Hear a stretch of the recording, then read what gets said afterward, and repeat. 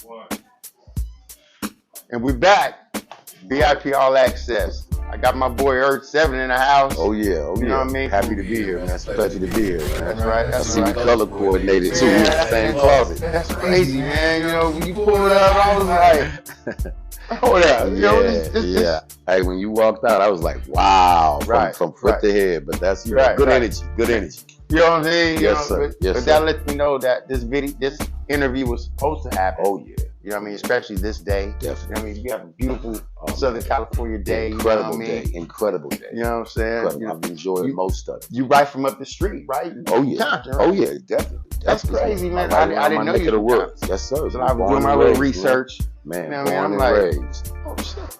Yeah, man. It's crazy. Because the reason why I said that is because my boy was like, yeah, you got to come down from Whoop. I'm like, okay. You know.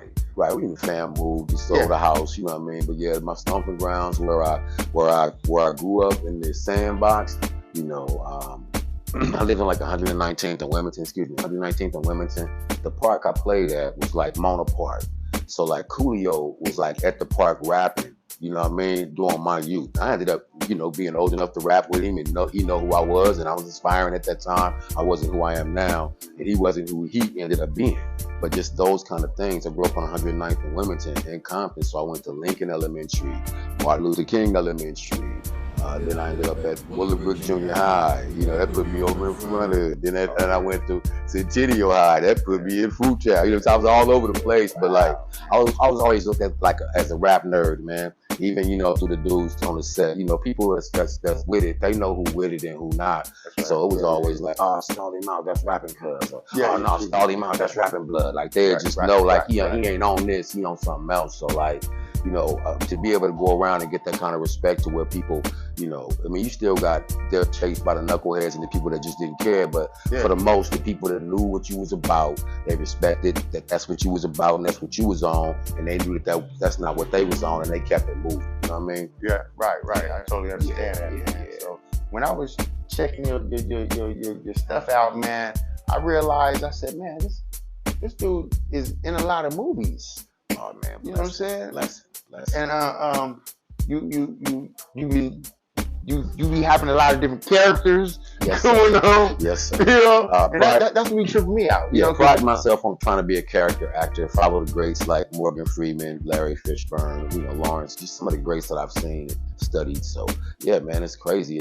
Just been a crazy ride and a blessing to be on so many films and to have to compete with a lot of other Hollywood actors and other actors of different calibers, and then to be able to bring my crew in and bring the fam in on some of these things. It's just been truly a blessing because, like, Success is a funny beast, man. People can tell you and talk about different things, but I can give you a bunch of stuff that you might think make you happy, but while you're sitting there playing with it and you don't have a lot of people to share it with, to laugh with it about, and stuff like that, it can get lonely. So when you're able to bring your folks in, it's a different twist. Right. You got people to share it with. Right. Now, you did this movie, Bang Bang Betty. Yes, sir. You know what I mean?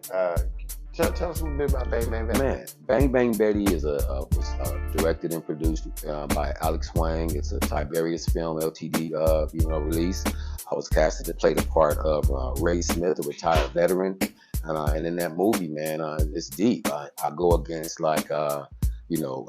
street elements and the powers that be and people who have things set up a certain way. And it really deals with like a lot of the sex trafficking, stuff like that that's going on now, the subject matter. That's what makes it so deep. This man kind of lost his daughter to that trade. And although his wife's already passed, he's kind of like, and has mixed feelings about whether he leaves her where she ran off to or whether he goes and fights for what's left of his family. And that just makes me, have to study that character, develop him out of that script, and then go in there and try to give the director the shots they need to tell the story. That's right. So we're going to get into this trailer. Yeah, right I appreciate now. it. Bang Bang Betty. Oh, yeah.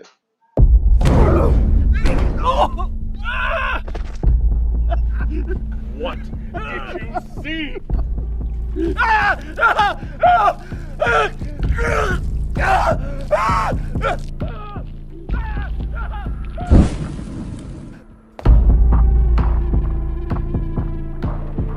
I need to go back to find that USB. You're gonna get yourself killed. I was the medic, and she was Bang Bang Betty. Who takes care of you? You do. I'm your daddy now. Who is she? My daughter. Wait. I don't know where she is. But she said she's staying with that old man. Thanks, Val. And remember, you're not one of the good guys anymore. I own you. Last night, I was attacked by someone I believe to be my friend. My sister in arms. Miss Summers, can you please step out of the vehicle now? Bitch!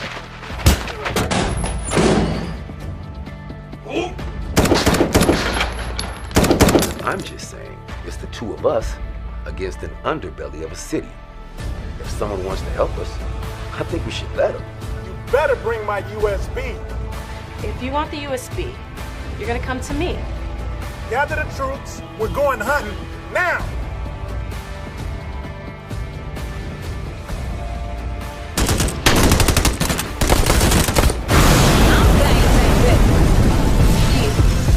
Cause I go bang, bang. Go bang, bang. Go bang, bang. Go bang, bang. Go bang, bang. Go sing, sing. Go sing, sing. But they're in it for different reasons because they lost a close friend to them through that same crime rate. Man, I like that, man. Yes. I like that. It's a good plot, man. It's a good plot. I've been blessed to get some pretty good stuff. Yeah, that was Bang Bang Betty, the trailer, man. Yes, sir. Man, that right there was kind of interesting. Yeah, man, it's dealing with a lot, man. It's dealing with a bunch of different relationships and emotions. One girl's kind of retired military, and she's kind of a DA, and people know her from her toughness from the military, and they want her to go back to fight like that. But she's fighting different through the law now, but she's torn between fighting through the law and the books or going back to the military and fighting hand to hand and getting it done herself because someone took her friend. And then the same organization took my daughter. Right. These people were basically sex trafficking these girls. So the movies, it shows characters torn between family and law and then justice and what's right and how they fail. It's just a roller coaster ride. That's right. So how did you get into doing movies and stuff like that? Man, my mom, Stuff just don't start overnight. Yeah, man, I had to credit my mom, man. Church and my mom and school, those things. My mom set us down, man, when we were 6 and 7, and instead of, we could hear all the kids riding bikes and jumping bikes on ramps and riding skates and hula hooping and playing hopscotch, but we had to study scripts and memorize scripts about kiwi shoe polish, and then we had to learn piano and different instruments like that, violin, stuff like that. So we was laughed at in the neighborhood, but like as we got older, those things stuck with us. So now I'm one of the wise men in the church play with sheets wrapped around me, bringing Jesus and frankincense. Now I'm at a school play and I'm Othello or something like that. Now I'm out of school, I'm in a college play. And then I'm in my first production, rest in peace, Stephen Bosco gave me a break in Cop Rock. I played gang leader Calvin. And in that series, Cop Rock it was one of the first TV musicals. Lasted a few seasons, about 6, 7, 8 seasons, and then boom. But it was on Fox 11, gave me a lot of exposure. And all those acting jobs as a kid, through church and through school, all those gigs kind of wound into that. Even television commercials. So it kind of gave me a springboard when I got there. But he gave me my first break, and that was a series. It was on TV for a minute. It was called what? Cop Rock. Cop Rock? Yeah, COPROCK, Cop Rock. Yeah, Cop Rock. Yeah. If you put URG7, the trailer would come up to the man. But yeah, man, it's funny even being surreal enough that at one point the show was mentioned on another show called CNN the 90s. And then on that show, Tom Hanks is actually being interviewed, and then he says some lyrics from the show that I wrote in a song I performed on the show. So Tom Hanks is actually singing some of my song lyrics. It's like, I thought that was so surreal as an artist and actor. Really? Oh yeah, crazy, man. Crazy ride. Okay. And a lot of good films, man. I think I've been in maybe 15 to 20 films in the last 4 years. Just been a blessing, man. True blessing. Okay. Now, which one of these? Yeah, it would be that second one right there. Second one right here? Yeah, well, both of them are the clip, but it would be that second one. Yeah, that kind of shows me on the show. And it was a blessing, man, to have my first acting gig and be on television in a series and have a character, another character. I play the gang leader. Like I said, I play these character actors. These character roles as a character actor. I play a gang leader named Calvin, and these cops are after me for a drive-by I did. And that was one of my first roles that was in people's living rooms. And it was crazy because I actually got this gig by writing a song for Fox. At the time, they was looking for like something like 8 Ball. That's what they yelling. It's not about a salary, but of course they couldn't get NWA. So really, somebody came. That's right me here? Stepping out the car right now. I'm about to step out right now. That's me right there. And the minute you about to see me in the police station, that's me right there. Okay. So at the end of the day, they called me for the record to make a record for this show. And after that, I made them the record. They had a bunch of actors trying to perform the record because there's a scene where I actually have to perform in a second in the jail and tell them about how things are in the hood. So they wanted someone to perform that. And after I wrote this record, that's me and actor James McDaniel. Okay. He went on to a bunch of television stuff as well.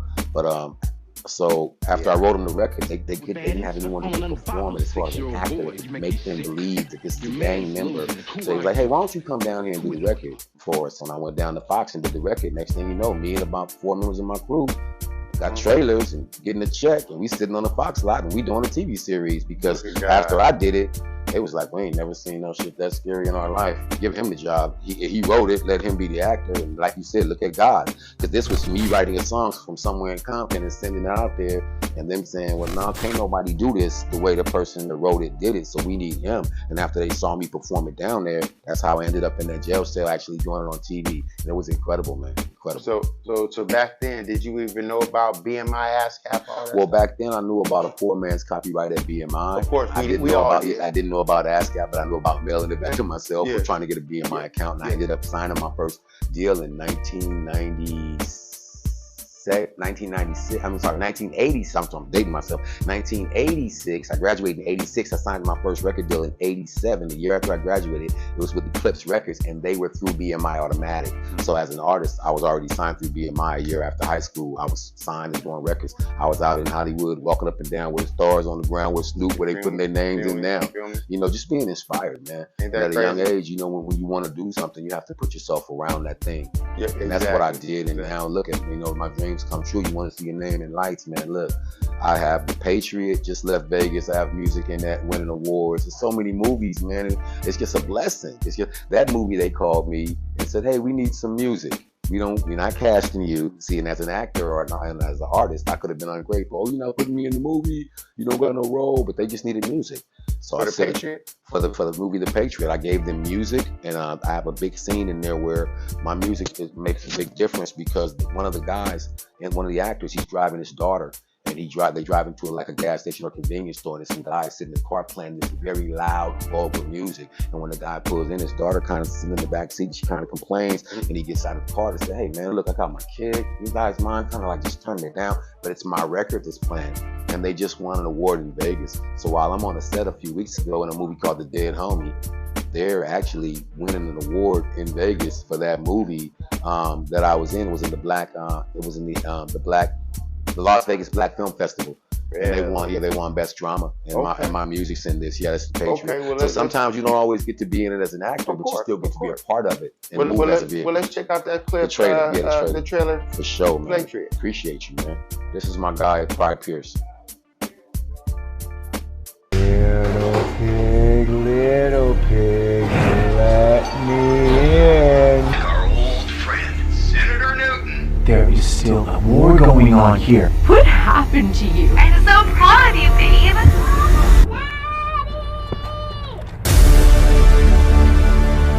You know you are on the side of righteousness. I miss you, Daddy. Stuff that happened when they stormed the Capitol, and then I guess one of the main characters in this wanted to kind of go take out a senator, take out his own grievances. He wanted to go take out a senator, so that's kind of what that was about. And they just have my music in there, but it's a trip that I'm on the set somewhere in like Studio City, and a movie that my music in is winning an award in Las Vegas. But it's just about planting the seeds. But ain't that crazy how you start out doing one thing and then you end up journeying doing another thing? But then it's also crazy how you're doing one thing, but it blurs the lines of both things. You're absolutely right. You're absolutely right. You know what I'm saying? Because it's like when you start writing music, wait a minute. Right, yeah. I'm getting checks from this and that. Right, and I had no idea. I had no idea that when I was writing a song, that's what you're saying. I had no idea when they asked me to send them a song. I wrote them a song and gave it to them. Now I'm on the Fox lot in a TV show doing the record. So you can't turn your nose up or turn your collar down or scoff at things that happen in your life. You have to do what you said. Take the journey, take the adventure. Because that one thing that you said, like you said, me just writing the song and being submissive to what someone asked me and requested of me as an artist. I did that and didn't scoff. Like, oh, you're not taking me to meet Michael Jackson? You talking about something for Fox? I could have, where's the $1 million? Anything. No, I wrote the song and gave it to them, and it just worked out to where it turned into a much larger ride and a much bigger experience and much more cash than just writing the record. Like you said, I'm down there getting meal penalties and getting paid for being on set. Got my own trailers. It was bananas. Yeah, wait a minute. How did it feel the first time you seen your name on the trailer? Man, like I was almost like meeting God. It was just like something just for you. Because when you got there, like you said, your name was right there. You walk in, your wardrobe's there. They have instructions. You meet wardrobe at this time. You can go to craft services at any time. You meet makeup at this time, hair and makeup. Yes, sir. It was just incredible. Air conditioning, your food laid out in there for you. It's like the things you like, very comfortable.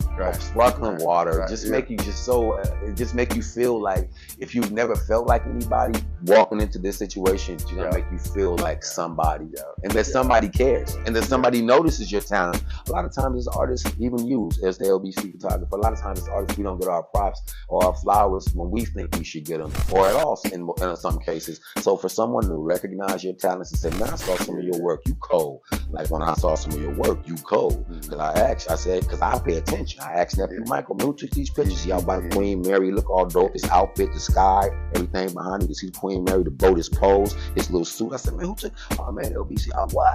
What? So then now I know, well, if I need some good pictures, I need to tap in with this man. Because I've already seen his work and I'm impressed with that. You know what I mean? And that's just how that's how the street and the world moves. Yeah, it is. But I learned to when you do work, and I see, because you got so much stuff, you know what I mean? But when you do work, you don't worry about the work you do because you always focused on the next shit you're gonna do. Thank you.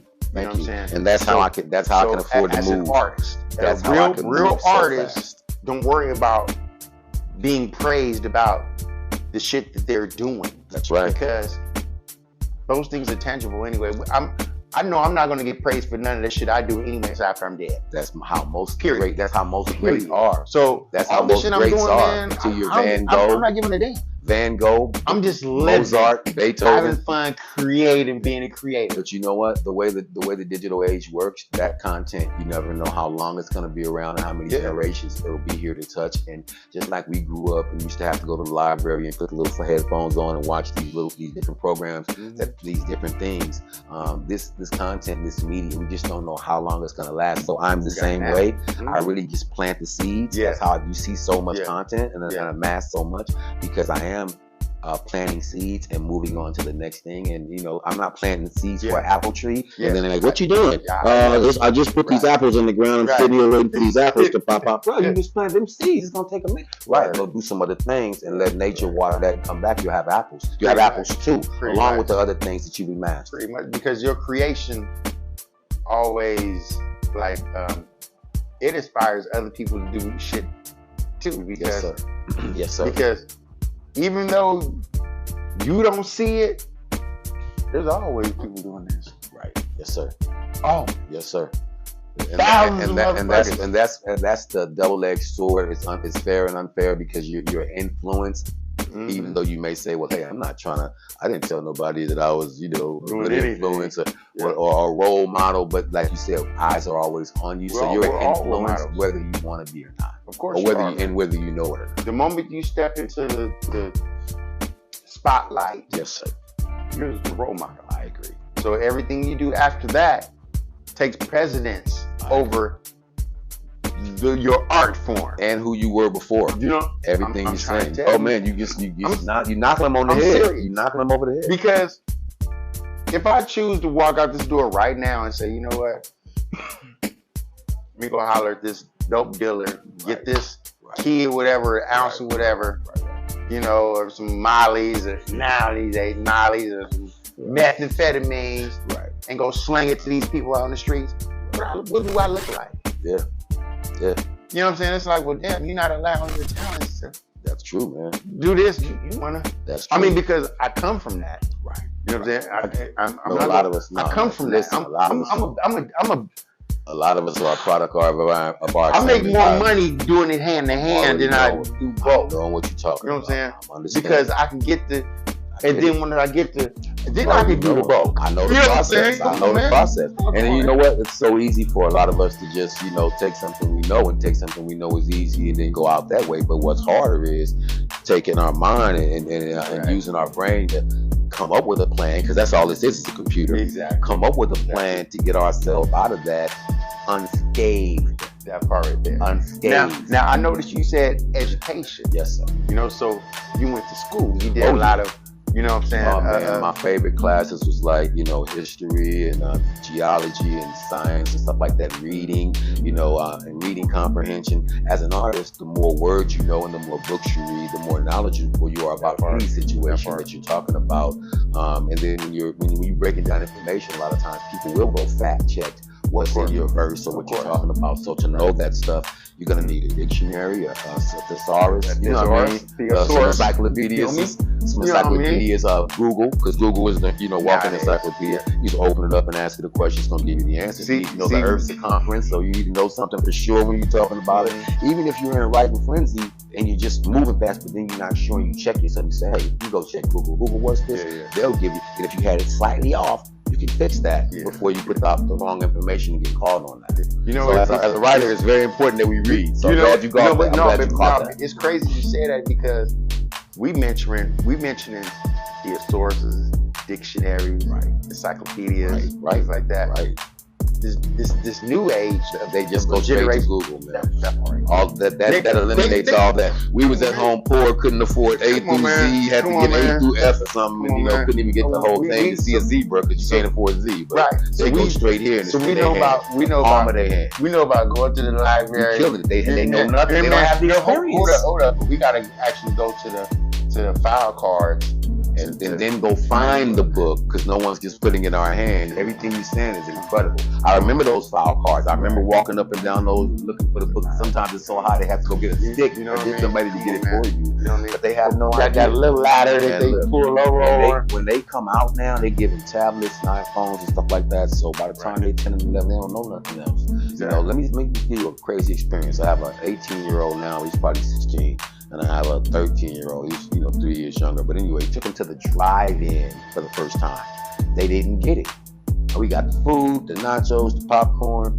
They don't have a speaker, but you can still do it if you want. But what we chose to do is hang it and then tune in. They make you tune into the radio station, and then that picks up the spit. So everything comes up. We in the whip, we having fun. We got the food, we watching the movie, and they really like. We don't get it. Why we leave the house to come watch a movie outside? We got our Xboxes and PlayStations. We can wear our slippers at home. I'm like, you got your pajamas, we cool. They're like, oh, we in the car. Like, they didn't get the drive-in. This generation is bonkers. There's just a lot of things that they're never gonna be in touch with the way we did. We went outside and played in the mud. I got caught playing with dog dude when I was a boy. We just did stuff. We climbed trees. We made mud pies. We played dirt rock fights. You know what I mean? I got hit with a couple of rocks that was in the dirt rocks, but we played dirt rock fight. You feel me? Because we would pick teams and we would have dirt rock fight. 4, 5, 6 niggas on each side. We played tackle football in parking lots on concrete. You know what I'm saying? On concrete. So the scars that we got, they're never gonna get that from an Xbox or a PlayStation or a tablet or an iPhone. They're just never gonna get those same stitches. I got stitches. Look, the stitches ain't there. They're not gonna get them stitches from an Xbox. They playing on the Xbox. That's not the same injury when you fall on that bike or skateboard. You're on a PlayStation. You're just never gonna get the same experience. And don't get it twisted. We had Ataris and Nintendos and different things, and television and different things when we was growing up, but that didn't keep us locked in the house. As a matter of fact, our parents said, go outside and come back when the lights come on. When I come on the porch and yell. We actually fought. Yeah, we had fights. No, very true. I got scars on my face. Me too. From fights. No, me too. And we didn't shoot each other after the fight. Not at all. We saw each other. The next day, we'd be drinking and smoking the next day. Yes, sir. Saw each other in the neighborhood all week long. You understand the problem, but that was over. It was just. It was over. That was some grown man shit. It happened and it was over. You know what I'm saying? But that let us know that that nigga wasn't no punk. Right. And this nigga ain't no punk. Right. So we knew we wasn't no punk. It taught you how to gauge the situation and move on. That part. Right. That part. Right. And then, but that's how we are from different cities. Right. You know what I'm saying? Because we went to different cities. Yeah, we fought in different cities. Right. That's how we knew that different cities was tough. Right. You know what I'm saying? Because we fought. What was popping? Chains and whips and shit like that. Yes, sir. You know what I'm saying? Yes, sir. Nigga might have a knife or two, but we wouldn't, shank and kill a nigga. No. But see, I lived in the area where I lived off 119th and Mona. It was like Wilmington. It was Mona Park. So I went to I went to Martin Luther King Elementary, and then right behind there was Bunch. So there was a bunch of Largos, and they had suits and switchblades. So I grew up with a different time, bro. So it was a few knives you had to watch out. You could go the street real quick because that was their thing. Okay. We might have carried different things. You a little bit older than me. I'm trying to gauge your age. I don't know. I don't want to ask you. No, you can ask it. I'm proud to say it because we just done lost so many entertainers and so many soldiers that I'm literally proud to say I'm 55, man. I just turned 55 last September. And let me tell you why I can feel good about it. I have 55 albums streaming, and hip hop just turned 50, so I'm still 5 years ahead of my time, brother. Right. And when I see the greats that we lost, Red Fox, Bernie Mac, Whitney Houston, Michael Jackson, Prince, when I see some of these great entertainers of the past, I know that whatever they were able to amass before their death is all we've been able to have. We don't have any more Bernie Mac. We don't have any more Red Fox. Whatever they gave us and was blessed enough to get from these TV shows and different sitcoms and different variety shows, Flip Wilson, these greats, whatever we got is what we got. So that makes me go very hard as an artist, so that when I'm not here anymore, maybe my content can still amass and inspire others and still be here. Okay, I got a question. Yes, sir. Yes, sir. Before YouTube, all this other stuff,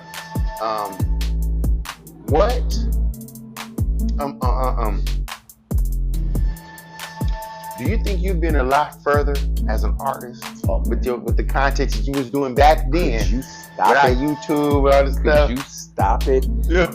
If that's almost in two parts. If this technology existed when I was 19, we'd be doing this at my another one of my mansions. Because it would have been so much exposure. The exposure for what we were doing just wasn't there unless you were in front of an agent or at an interview or going to get discovered at some kind of a show. I came from that era. But if this technology exists, I'd be a lot further now. To put a caveat on that, when MySpace, when Mr. Tom contacted you to be his friend, one of his many friends, that MySpace, it kind of opened up a lot, and that was even before YouTube. This was a place where we could post our talent. A lot of artists didn't know about management and running a website or running any kind of a social media or any kind of a place where people can go and see them, not even their own website, w.com or whatever. So MySpace was a place they could see videos, pictures, and see a few things about you in person as an artist in person to get to know you. Right. And your content. Right. So I want to bring up a music video. Oh man, for sure. Let me see which one I want to bring up.